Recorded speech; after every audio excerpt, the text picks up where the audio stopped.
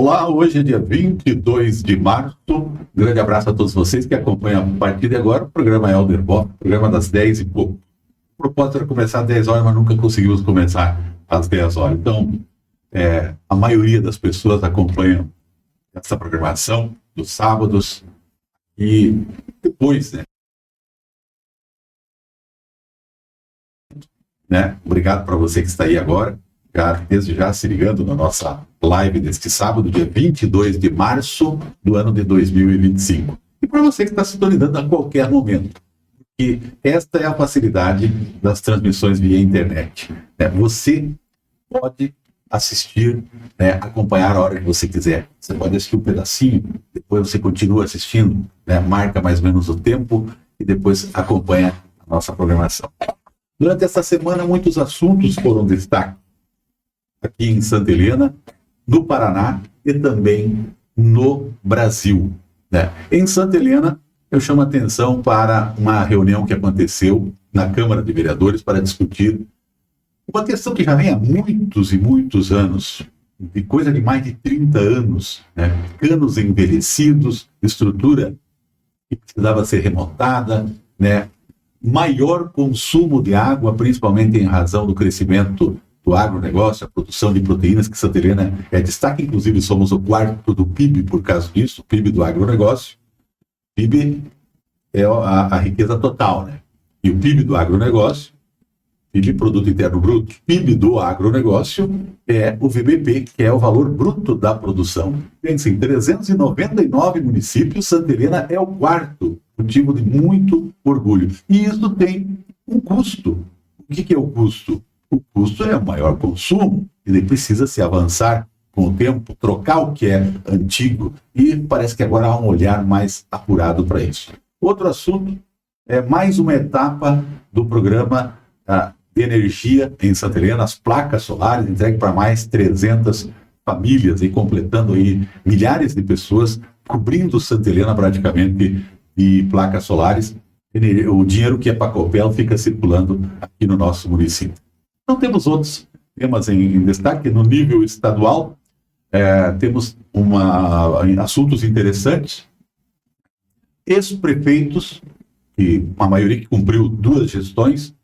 Nós temos o Greca, em Curitiba, o Paranhos, em Cascavel, Ulisses Maia, em Maringá, se não me falha a memória, Ulisses Maia, em Maringá. Os 3 nomeados, aliás, indicados, devem ser nomeados agora segunda-feira, no mais tardar terça, pelo governador Ratinho, como novos secretários numa reforma administrativa visando o quê? Visando as eleições do ano que vem, acertando aí o jogo do xadrez da política para o ano que vem. Nós temos prefeitos aqui da região, temos o ex-prefeito Zado, que me disseram foi convidado e parece que não quis aceitar um convite para um cargo importante aqui na região, um cargo, obviamente, de segundo escalão, não. O secretário é um exemplo do ex-prefeito de Marechal Cândido Rondon, Márcio Rauber.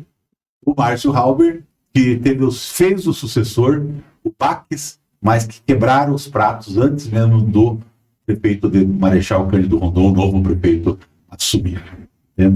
Essa semana também teve a entrega do anteprojeto, do pré-projeto, que a sociedade organizada pagou para entregar para o governo para fazer as terceiras pistas aqui, acostamentos, coisa que precisa. O gargalo é exemplo da água, o nosso trânsito também aumentou bastante. Então, nesse preâmbulo, eu quero agradecer você, até que você vai entrando, eu dando essas manchetes do que nós vamos conversar um pouquinho hoje, neste sábado, em nome da KDM Internet, 999410213, também Posto Rota da Moreninha, 3268-1112, Restaurante Cavale, comida saborosíssima, telefone WhatsApp 3268-1999, Farmácia Real, Rede Brasil Umpalar, uma farmácia há décadas, são 4 décadas servindo você de saúde. Barbearia do Juninho, obrigado Juninho, essa semana demos um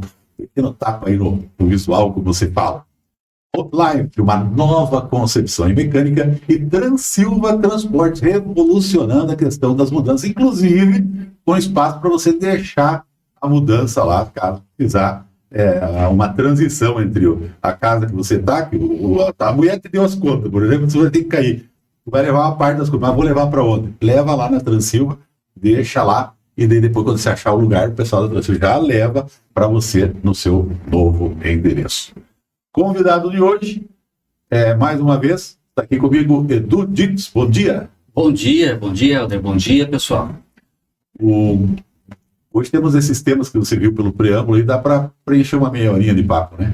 Eu acho que dá, né, Helder? Então tá certo. Outro convidado hoje, né?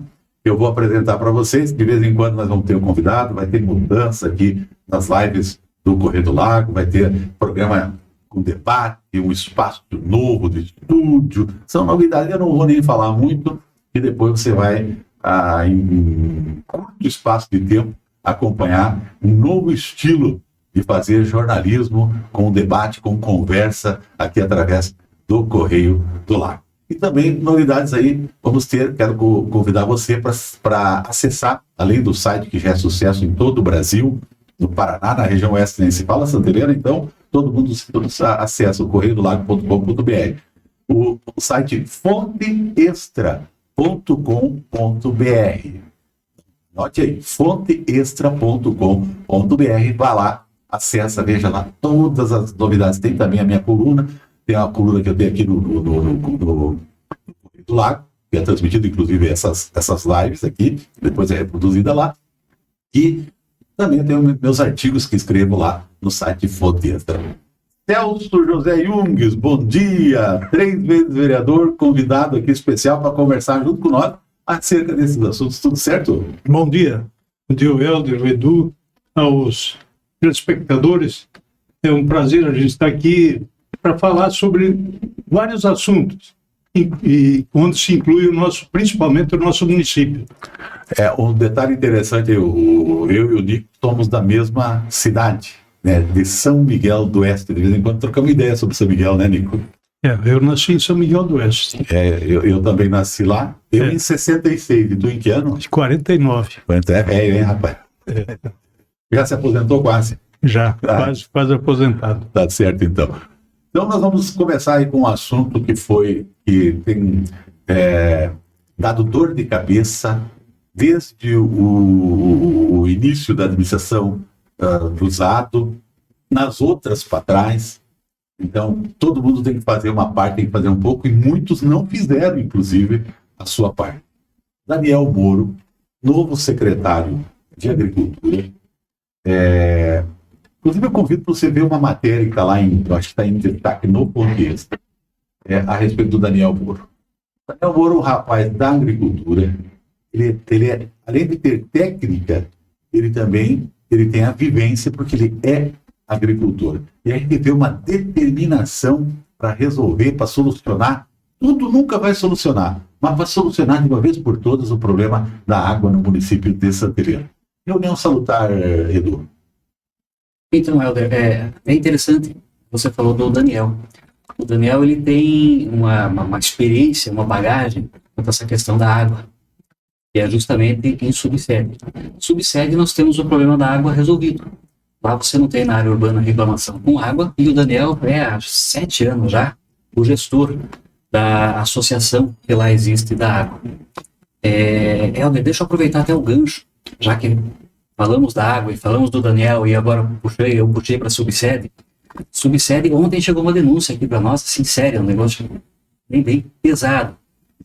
Tem um produtor no Sete Pecados, um grande produtor de gado, parece que eu não identifiquei ainda, não sei exatamente o nome, quem é.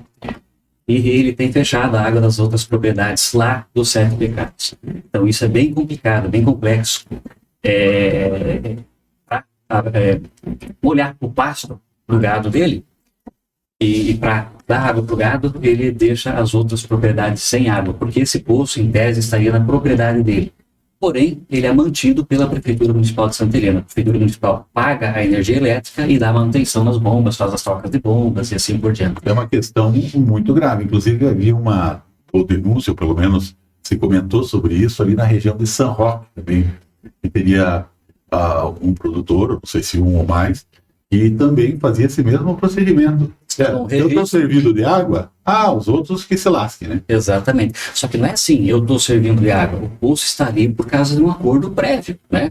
Essa pessoa, ela tem água também de graça, né? Sem pagar energia, sem custo com manutenção e assim por diante. Existe um acordo. E, segundo os moradores, veja, eu não posso garantir que é assim, mas segundo os moradores, já foram conversar com esse produtor, com esse também morador de lá, provavelmente, né? E ele chegou a ameaçar, olha, se vier aqui me encher o saco, eu vou dar um tiro na cara. Então é complicado. A culpa acaba caindo, de repente, até na administração municipal, mas nós temos uma pessoa que está tendo uma atitude criminosa até. Isso é caso de polícia, não é nem de gestão mais.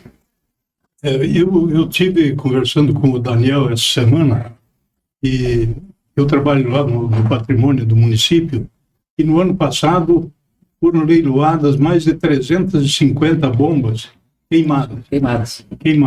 E eu sugeri a ele que implantasse no município o que foi implantado no distrito subsede. Lá tem bomba que durou 8, 9 anos, outras que menos durou 4 anos. E aqui no sistema municipal está se queimando, semanalmente está se queimando, colocando bomba nova, ela tem um custo elevado. Então eu acho que ele tem que implantar no sistema municipal o que foi implantado no distrito subsede, que ele tem conhecimento, ele é sócio da sociedade lá que existe, e ele tem toda a experiência nessa área. Ele está gabaritado para resolver isso aí, né? Inclusive, no subsede, tem bomba reserva. Tem bomba reserva, tem dinheiro em caixa e assim por diante, nessa associação que gere, que cuida da água. Sim. Há décadas, a Sanepar, inclusive quando eu estava na Câmara de Vereadores, no então prefeito Silon, eu solicitei, através de indicação, ou algo do gênero, acho que foi, não sei se foi conversa, acho que foi até a indicação que nós fizemos na Câmara, que fosse estava vencendo o contrato da Sanepar, naquelas épocas, para que fosse municipalizada toda a água do município de Santa Helena. Não só do interior, porque a Sanepar tem o perímetro urbano, a Sanepar tem Moreninha, e todos os outros. Nós temos 2 tipos de santelenense, um que paga água e outro que não paga água. Bem assim, separa. O pessoal das chácaras, alguns conjuntos habitacionais, distritos, Vila Celeste, nós temos aí São Clemente, subsede tem esse caso aí que é um pouquinho diferente, né? São Roque, interior, ninguém, obviamente, paga água. Agora tem uma notícia não muito boa para o pessoal das chácaras ao redor de Santa Helena, aqui da cidade de Santa Helena. Já está protocolado pela Sanepar de lei, que agora é uma estatal, é uma empresa de economia mista, né? Tem um pouco de Estado, um pouco de área privada, então eles são vorazes no mercado e aprontem para pagar água num curto espaço de tempo, a não ser que mude alguma ideia ou alguma gestão. Você tem conhecimento disso, Nico? Helder, você tocou num assunto, quando você foi presidente da Câmara, lembra bem que eu fui teu diretor e... Agora, eu acho que o Silon tinha razão, viu, na época de querer deixar para a Sanepar. Porque imaginou a Santa Helena ter que gerir toda a água da cidade inteira, de todo lugar, também é uma dor de cabeça grande. É complicado. Um SAI de Rondon, não sei se funciona bem, ou dá para... Quando eu vejo o BO lá, aí Pato Bragado também tem, né? Você lembra que nós colocamos um filtro no acesso da água para a Câmara? E toda semana tinha que se fazer a retrolavagem do filtro. Aquilo saía uma fuligem preta do filtro, e o filtro captava isso daí da água que não ia para a caixa d'água da Câmara. E eu cheguei à conclusão que eu estou em Santa Helena já há 55 anos, na primeira ligação de água aqui, eu já estava aqui, e a Sanepar jamais trocou os canos de ferro que foram colocados inicialmente, e que solta essa fuligem. Essa fuligem ela é cancerígena. Mas agora eu acho que tem trocado ultimamente algumas coisas. Algumas coisas, sim. Conforme vai estourando, eles vão trocando, mas a maioria dos canos ainda são um encanamento de ferro, né, que não é próprio para a saúde humana. Aquela fuligem ela é cancerígena.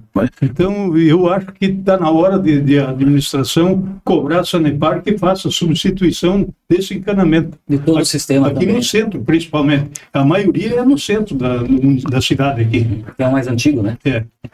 Durante essa semana eu vi uma matéria, inclusive, no Correio do Lago, que o pessoal tem sido recorrente também recebendo água suja na rede da Sanepar, Edu? Teve. Eu acredito que a Sanepar tenha feito algum tipo de manutenção e deve ter ficado uma entrada, um cano rachado, alguma coisa aconteceu que está entrando sujeira, barro na água. Agora, falando na questão da água, né, a gente lembra que o debate lá girou em torno da preservação, né, da recuperação dos recursos hídricos do município, buscando soluções para curto, médio e longo prazo. Como eu disse antes, os problemas não vão surgindo e vão aparecendo. Então, o prefeito Dinho lá, junto com os setores todos daí das secretarias, principalmente a Secretaria da Agricultura, Sindicato, Emater, FAR, Itaipu e Nacional, estão sentando à mesma mesa. A sociedade organizada quer ver a solução dos problemas. E como sugestão, foi criada uma comissão para fiscalização do uso adequado da água, né? A recuperação e preservação das nascentes, isso deve ser uma coisa contínua, identificação de poços já perfurados e questão, aliás, desativados ou subutilizados, bem como a ativação de poços artesianos em propriedades rurais. Porque tem poços artesianos em propriedades rurais, mas se eu tenho água da rua, para que eu vou pegar a água do meu poço? Né? Então também esse é um Acontece dilema. bastante, Helder. Acontece bastante. Infelizmente, nós temos produtores rurais que ganharam o poço, inclusive, certo? Eu não lembro como é que foi na época, acho que a prefeitura perfurava o poço e o produtor colocava bomba, né? Deve ser mais ou menos por aí. Mais ou menos por aí. Uma parceria assim, que dava um incentivo grande. Grande, né? Mas enfim, que tem o poço, tem a bomba e pega a água da rua para não pagar a energia elétrica do poço. Isso é complicado também. Tem casos inclusive, algum produtor rural, quando baixa o nível dos açudes de peixe, eles jogam água tratada, água que não é tratada, aliás, mas é de poço artesiano. Falar em tratamento de água, surgiu uma polêmica há poucos dias agora na Câmara sobre a qualidade da água que o município está fornecendo à nossa população, né? Eu acho que é só do sistema municipal, não é da Sanepar, né? Esse tema aí foi com relação à água que o município, a qualidade da água deixa a desejar. Muita inserção da suinocultura, da avicultura, e o lençol freático nosso acaba sendo atingido, né? Então, há de se colocar os filtros necessários, de fazer o tratamento necessário para as caixas d'água. Isso também é um assunto que faz parte da solucionática da problemática, como se diz. O tratamento da água que é fornecida no interior do município teve o tratamento até a administração da Rita Schmidt. Depois disso, nenhum prefeito mais se preocupou em fazer o tratamento. Eu tenho essa informação também. Agora, um detalhe interessante, em dezembro do ano passado, a gente tem que recordar aqui, porque precisa fazer um raio-x, colocar só as coisas assim do que acontece agora. Nós temos que ter o raio-x agora para que possamos ter um nível de entendimento. O que o município... Em dezembro do ano passado, eu lembro, o Eduardo Demenig, que é o secretário de Planejamento, que inclusive foi reconduzido ao cargo pelo Dinho, dizia que a falta de água em São Roque era agravada pelas redes antigas, justamente, e pela ausência de reservatório. Para resolver o problema. Então foi instalado, já começou a ser instalado lá, já tinha começado, um reservatório com capacidade de 100 mil litros, além de uma nova adutora que conecta o poço ao reservatório. A questão do consumo, que eu disse que aumentou muito também, é um problema, aumentou o consumo, então precisa avançar, precisa melhorar, né? Isso é natural. Outra coisa que foi constatado na época, eu lembro que saiu notícia e tudo, muitos produtores, muitas casas de pessoas dos perímetros urbanos, do interior, dos distritos, não tem reservatório de água. Não tem uma simples caixa d'água de 250 metros, 250 litros, ou de 500 litros, 250 pelo menos, até 500 seria, né? Para quando dá uma interrupção, a pessoa tem uma reserva para determinado tempo. Isso é uma coisa preponderante, né, Ney? Eu entendo dessa maneira também. Aqui na cidade nós temos muitos casos e quem distribuiu caixas d'água na época que foi prefeito foi o ex-prefeito Toninho. Eu lembro bem, a Delcy era diretora do Departamento de Assistência Social e ela fez esse levantamento e foram distribuídas caixas d'água para toda a população que não tinha caixa d'água na cidade. Outro problema assim, recorrente era do distrito de Vila Celeste. Inclusive, o vereador Valdecir Noro era o vereador da água. Toda a sessão que ele teve a oportunidade de participar, quase ele falava da água da Vila Celeste. Parece que agora está entrando numa questão de solução praticamente definitiva com o reservatório, né, já executado em fase de interligação com a rede. Fiz algumas trocas de cano, que a água sai da caixa numa bitolinha pequenininha, não cria pressão, ela tem que ser uma coisa gradativa, né? Redutor, né? Reduzindo para poder dar pressão. Então tem algum BOzinho a respeito disso, acho que vai solucionar. Esquina Céu Azul também está sendo feita toda a reestruturação, reservatório de 150 mil litros, né, em substituição também da rede antiga. São Clemente e Jardim das Flores praticamente zerou o problema de lá, né, com a substituição, tubulação concluída, instalação de mais reservatórios, com isso praticamente não resolveu a demanda lá da Vila Celeste. Então já está em processo licitatório, fiz uma pesquisa, resolução do problema de Sanga Natal, da Santa Clara, através de convênios com a Itaipu Binacional e projetos bem adiantados para melhorar a distribuição de água em linha Veracruz, São Vicente Chico, IBC, São João e ainda a localidade de São Brás. Aliás, não IBC. IBC também. E São Brás. Onde é que fica São João, hein? São João fica atrás do morro do IBC. É a região metropolitana do IBC. Que legal. Então tá. Então aí a gente tem um apanhado, né, dos problemas e das soluções que se buscam. Acho que esse assunto está bem encaminhado e é ótimo que se discute isso, Edu.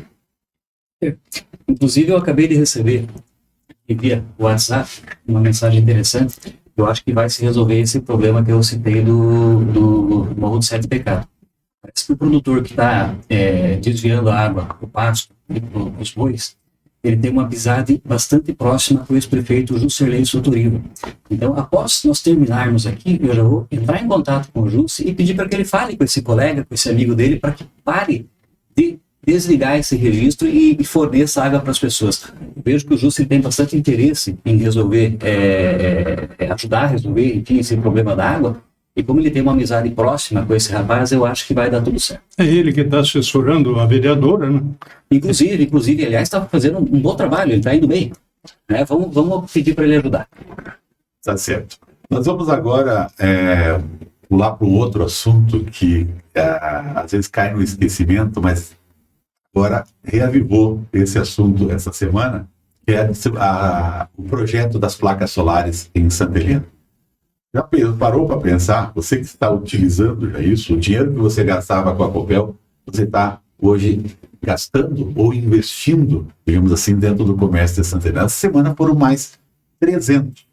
E eu lembro que durante a campanha política, o prefeito Dinho falou bastante disso, está no rol aí dos compromissos de campanha, de praticamente fechar, inclusive com algumas modificações no programa. Eu acredito que Santa Helena, Nico, deva ser um município, em curto espaço de tempo, com certeza absoluta, um dos municípios com a maior cobertura de placas solares do Brasil. Né? O percentual vai ser zerado. Helder, falando em placas solares, o ex-prefeito Usado, no último ano do primeiro mandato dele, eu sugeri a ele que implantasse esse programa das placas solares, porque eu já tinha na minha residência e via a vantagem disso daí, a economia que trazia para as pessoas. Né? Então eu sugeri a ele que implantasse esse programa. Ele me falou que não poderia implantar no último ano de governo dele, porque era um ano eleitoral, não poderia iniciar um programa desse. Digo, então você vai incluir no teu programa de governo do próximo governo. E ele fez isso. Só que, infelizmente, copiaram um programa, um projeto de lei do município de Itaipulândia, inclusive com vírgulas de pontuação, os erros de pontuação, inclusive isso.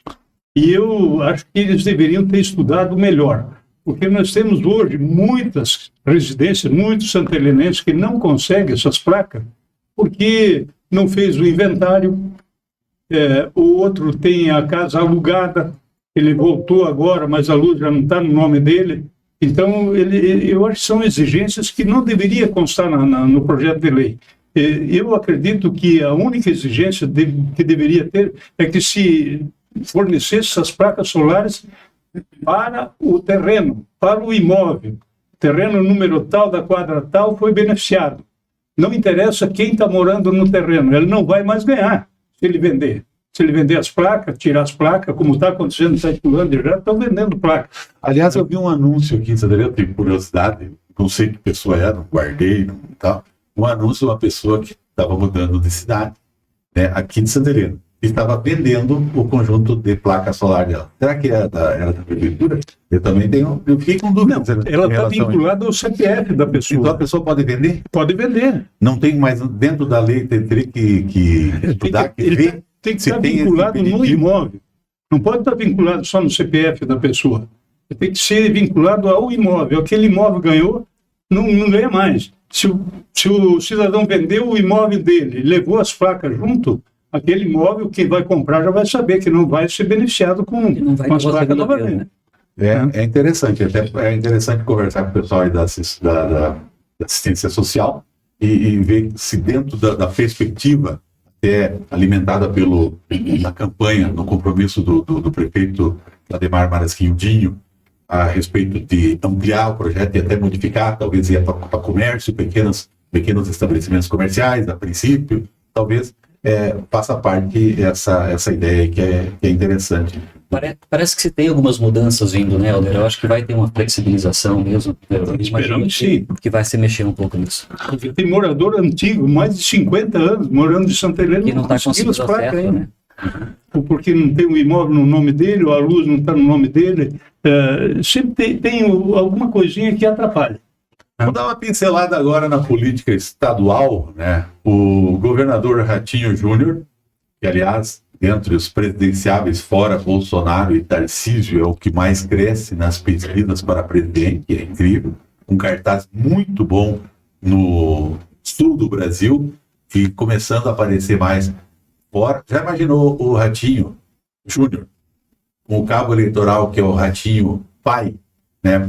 Ele tem um potencial de crescimento bastante grande. Então, o Paraná está respirando, pelo menos, não é fácil, não é difícil, não é fácil chegar lá, mas está respirando uma possibilidade de ter um candidato à presidência da República. Nós tivemos um candidato à presidência da República, né, o Álvaro Dias, né? Acho que é o único que eu lembro do Paraná nos últimos tempos, candidato à presidência da República. Teve algum outro, Nico? Eu não tenho recordação, não. Eu acho que é o único, o Álvaro Dias. Então, mas para que este caminho do Ratinho seja asfaltado, precisa também arrumar internamente. Há de se preocupar com a questão da eleição do ano que vem para deputado estadual, deputado federal, 2 vagas para o Senado e a grande a cereja no bolo, que é o Palácio Iguaçu. Então, o Ratinho fez durante essa semana uma remexida. O Greca estava meio, não vou, não quero, talvez não preciso, saiu com 70% de aprovação da Prefeitura de Curitiba, né? Colocou o sucessor, o vice, prefeito, 70% de aprovação, e ele meio estava esnobando o Ratinho e resolveu aceitar e vai ser ministro do que mesmo? Ministro, secretário de sustentabilidade, essa área mais ecológica aí. Afinal de contas, é um ramo que ele gosta, ele sabe o nome de todos os córregozinhos do Paraná, fora não só dos rios grandes. E o ex-prefeito de Maringá, Ulisses Maia, também secretário, ex-secretário de Planejamento, vai ser nomeado, foi anunciado pelo Ratinho, e o Leonardo Paranhos, aqui de Cascavel, secretário de Turismo. Mexida, Nico, no tabuleiro político com vistas às eleições do ano que vem, que vão ser quentes. Exatamente. Todo político que sonha um mandato posterior àquele que ele está exercendo hoje, ele vai mexer os pauzinhos para conseguir o objetivo dele, né? O quente também, a eleição, eu citei deputado estadual, esqueci de falar deputado federal, obviamente, né? Então, deputado estadual, deputado federal, senador são 2 vagas este ano. Se o Ratinho não for candidato a presidente da República, ou a vice, uma coisa do gênero, ele tem um caminho bem asfaltado, eu diria assim, para o Senado, né, Edu? Tem. Se ele for para o Senado, ele está dentro, né? Tá. É uma coisa que dá para se dizer garantida. Mas eu ainda acredito pelo menos numa vice-presidência para o Paraná dessa vez. Vamos ver o que acontece. Bom, nós teríamos vários outros assuntos. O assunto da água tomou bastante tempo. Nós temos aí as manchetes do Correio do Lago. Você pode acessar o Correio do Lago hoje com as principais informações, as principais notícias. Nós vamos agradecendo aí a sua participação aqui no programa, a sua participação acompanhando a nossa live. Quero agradecer em nome da cadeia de internet, Posto Rota 495, Restaurante Cavalo e Farmácia Real, Barbearia do Juninho, Hotelife e Transilva Transportes. Edu, obrigado por participar aí. Recado final. Helder, obrigado também por mais uma vez o convite, né, para participar da live do programa, certo? E eu estava esquecendo, eu gostaria de agradecer, em nome do pessoal lá do Subsede, a população que foi em peso ontem, num jantar, e foi em prol à saúde, né, da Padjara, daquela enfermeira que está com câncer, né, lá no Subsede. E o pessoal fez uma galinhada, enfim, vendeu mais de 800 fichas, foi assim um sucesso total, lotou o ambiente. O aspecto solidário de Santa Helena é muito grande. Chamou o pessoal lá. As pessoas vão mesmo e ajudam. Inclusive a gente vai fazer matéria, vai colocar algumas fotos, vídeos desse evento aí, acredito que aqui na segunda-feira. Tá certo. Celso José Junges, vereador, né? De vez em quando vamos convidar você para debater os assuntos conosco. E principalmente que nós vamos ter um estudo todo moderno, vai ficar aberto, uma mesa redonda, um microfonão. Aqui já está bom demais, né? Mas vai melhorar. Eu agradeço, Helder, o convite. E é assim que, se achar que seria interessante eu participar, pode me chamar a qualquer hora que estaremos participando. Porque hoje nós tocamos em poucos assuntos. E nós temos muitos assuntos para tratar. Tem bastante, né, Nico? Tem bastante. Olha, pela experiência que nós temos, você inclusive também como vereador, presidente da MOP, da CAMOP, né? Nós adquirimos essa experiência que nós podemos passar para os que estão chegando hoje, né? Nos cargos que nós passamos, né? Com certeza. É um assunto aí que é bastante polêmico, que eu gostaria de buscar aí uma hora dessa, vamos debater sobre isso. Pelo nível populacional de Santa Helena, pela lei, se quiser, a Câmara de Vereadores de Santa Helena tem 11 vereadores.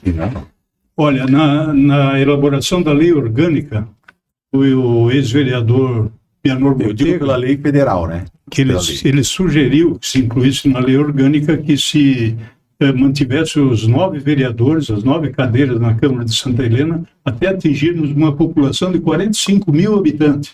Eu achei exagerado essa população. E eu acredito que jamais nós chegaremos a 45 mil habitantes aqui, pelo tamanho do município. A não ser que vire tudo cidade, o município. Eu acredito que vai avançar bastante a questão do nível populacional em Santa Helena. A perspectiva é essa aí, com o crescimento, principalmente do setor agrícola, a transformação desses produtos aqui, chegada aí de frigorífico, de repente começa a vir outras alternativas aí. Mas também é um outro debate que a gente pode fazer uma hora dessa. Que tipo de município a gente quer? Até quanta população a gente acha que seria legal para que Santa Helena fique numa boa? Então, esse é o debate. Às vezes, tem cidades em Santa Catarina, já terminando, já emendamos outros assuntos. Como é que é? Cidade em Santa Catarina que era um paraíso.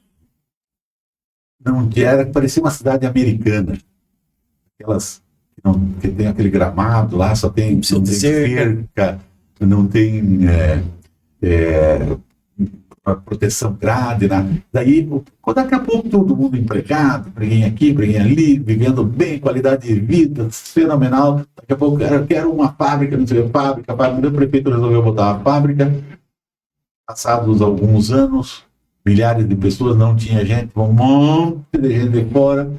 Hoje, você vai naquela mesma cidade, que só pesquisar que na internet que a gente vai achar qual que é a cidade, pode ser até outros exemplos. O cara tem que amarrar até o carro, corrente dentro de casa, grade, muro e tudo mais. Então eu faço essa pergunta e deixo essa reflexão. Que município a gente quer?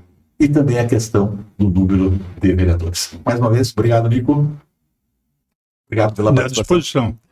Também, Edu, obrigado aí por mais uma vez participar. Obrigado, Helder. Obrigado também aos nossos ouvintes, né, que estão aí nos acompanhando. Como diz o Nico, telespectadores também, né? Também, Que nos também. ouvem e nos veem. Um grande abraço, um bom final de semana a todos vocês. E sábado que vem, 10 e pouco, estaremos aqui.